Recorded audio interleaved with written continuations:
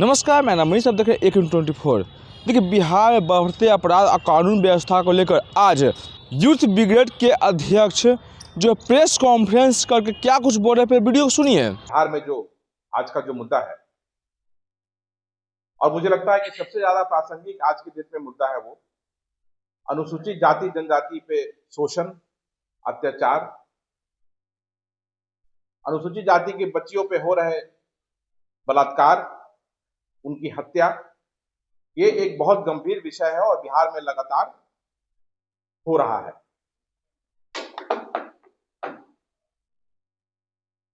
पिछले 1 वर्षों में लगातार अनुसूचित जाति जनजाति के बच्चों बच्चियों पे शोषण, उत्पीड़न, हत्या और उनका बलात्कार होते रहा है। मेरे साथ सुशील कुमार पासवान जी बैठे हुए हैं। इनके पिताजी की हत्या विगत 4 अक्टूबर को सिवान के दरौंदा में 20 सड़क पे कर दी गई थी। भरत माझी उनका नाम था और उत्क्रमित विद्यालय के वो शिक्षक भी थे। आगे बढ़ने से पहले और सुशील पासवान जी से आप लोगों का रूबरू बातचीत होने से पहले मैं बिहार में जो पिछले 1 वर्ष में कुछ घटनाएं जो हुई हैं और प्रशासन की विफलता जो हुई है अपराधियों को पकड़ने में, आप लोगों के सामने रखना चाहूंगा। जैसा कि मैंने कहा, सिवान के दरौंदा में भरत माझी जी की हत्या सिर्फ इसलिए कर दी गई क्योंकि वो अपने हक और हुकूक के लिए समाज में हो रहे उत्पीड़न और शोषण के खिलाफ लगातार आवाज उठाते थे। वहां के दबंगों ने उनकी हत्या सिर्फ इसलिए कर दी कि वो गरीबों की आवाज उस इलाके में बने हुए थे। उसके बाद हम चलेंगे तो विक्रमगंज में हमारे 20-22 साल के बच्चों का, पासवान युवकों का अपहरण करके उनकी हत्या कर दी गई और पुलिस प्रशासन आज तक अपराधियों को नहीं पकड़ पाई। सिवान में ही एक बच्ची जो पासवान समुदाय से आती थी, उसके घर में शादी हो रही थी और उसकी शादी को रोकने का वहां के दबंगों ने भरपूर प्रयास किया, क्योंकि शादी उसकी भव्यता से की जा रही थी। किसी भी परिवार की इच्छा होती है कि अपने बच्ची की शादी वो अच्छे से करे। तो एक दलित समाज के यहाँ एक शादी हो रही थी और भव्यता से शादी की जा रही थी। वहां शादी में व्यवधान पैदा करने की कोशिश किया गया, तो स्थानीय लोगों के द्वारा उस समय तो रोक दिया गया। लेकिन अगले दिन उस बच्ची के चाचा जमादार मांझी का अपहरण उनके दरवाजे पर ही किया गया और इतनी बुरी तरह पीटा गया उनको ले आकर के कि पटना के PMCH में उनकी मृत्यु हो गई। सिवान में ही हमारे एक युवा साथी गोल्डन पासवान की दिन दहाड़े सड़क पे हत्या कर दी गई और गोल्डन पासवान के पिताजी की भी हत्या आज से करीब 3-4 वर्ष पूर्व कर दी गई थी।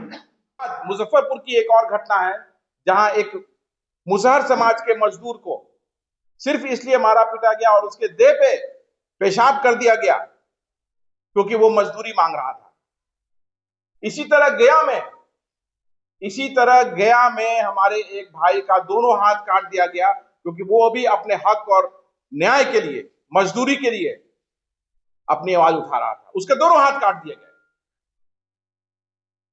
ताजा घटना एक हुई है 5 तारीख को, जिसमें एक 12 वर्षीय बच्ची की बलात्कार कर दी गई जो रविदास समाज से आती है। उसका नाम अंशु कुमारी है। यह मसौड़ी के नीमा गांव में हुआ है और आज भी उक्त अपराधी जिन्होंने बलात्कार किया है वो पकड़े नहीं गए। उसी तरह गया के बेलागंज में एक प्रेम पासवान हमारा भाई था। बड़ा ही तेज दौड़ता है वो लड़का और सिपाही भर्ती में बड़ी तेजी से वो दौड़ रहा था, तो सिर्फ उसे बुरी तरह से इसलिए मारा पीटा गया क्योंकि वो तेज दौड़ता है और वो एक तेज धावक है और सिपाही भर्ती जो भर्ती वहां हो रही थी उसमें वो अव्वल आ रहा था। तो वहां उसे जाति सूचक गालियां दी गई और बुरी तरह से मारा पीटा गया और उसे 3 दिन प्राथमिक स्वास्थ्य में वहां पे रह करके इलाज अपना कराना पड़ा, तब वो वहां से छूटा हुआ। लेकिन अपराधी और जिन्होंने जाति सूचक गालियां दी और जो लड़के वहां जो थे, आज तक उनकी गिरफ्तारी नहीं हुई।